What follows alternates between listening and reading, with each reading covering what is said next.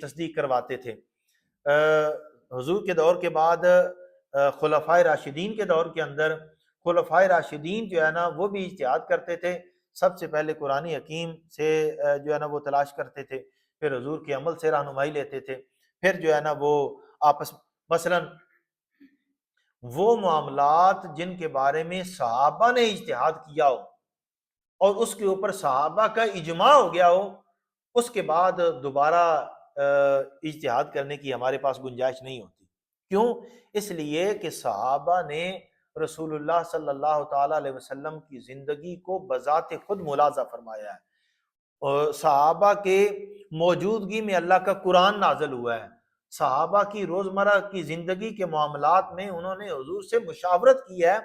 تو جب صحابہ کسی معاملے کے اوپر اجماع کر لیں تو اب دوسرے کسی آدمی کو اس کے بارے میں جو ہے نا وہ اجتہاد کرنے کی گنجائش نہیں ہوتی۔ اسی اپنا مثلاً صحابہ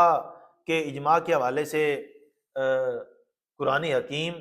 حضور سید عالم صلی اللہ تعالی علیہ وسلم کے دور مبارک کے اندر جمع نہیں کیا گیا، جناب حضرت ابو بکر صدیق کے دور میں جمع نہیں کیا گیا،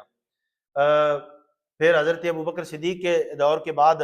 جب غزوہ موتا کے بعد کثیر صحابہ جو ہے نا ان کی شہادت ہو گئی، وفات صحابہ کرام کی، حضرت عمر فاروق نے مشورہ دیا تو قرآن حکیم کو جمع کیا گیا۔ اب قرآن حکیم جمع ہو گیا، اس کے اوپر تمام صحابہ کرام نے اتفاق کر لیا، گویا یہ صحابہ کرام کا اجماع ہے۔ اب اگر کوئی آج کا آدمی یہ کہے کہ نہیں یہ قرآن حکیم جو ہے نا اس کی ترتیب ایسی نہیں ایسی ہی ہے، یا اس قرآن حکیم کا جو ہے نا یہ حصہ جو ہے نا زائد ہے یا اس کے اندر یہ کمی ہے، تو یہ اس کا قول قابل اعتبار یا قابل اعتنا اس لیے نہیں ہے کہ اس قرآن حکیم کی کتابت، قرآن حکیم کی جو ہے نا تدوین، اس کے اوپر صحابہ کا اجماع ہو چکا ہے۔ جب صحابہ کا اجماع ہو گیا تو یہ بھی نص کا درجہ حاصل کر جاتا ہے۔